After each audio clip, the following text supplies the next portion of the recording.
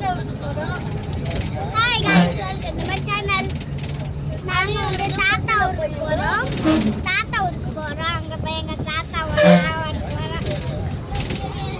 அம்மா வீடியோ போட்டாரு. என்ன தெரியாது.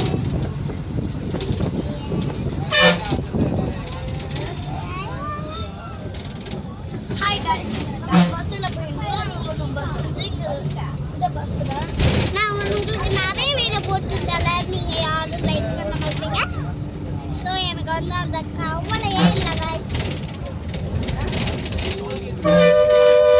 நான் வந்து வீடியோ போடுவேன் 10 வீடியோ போட்டு வச்சுருக்காங்க.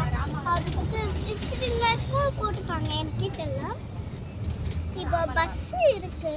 பஸ் பாருங்களேன் எவ்வளோ அழகா இருக்கு.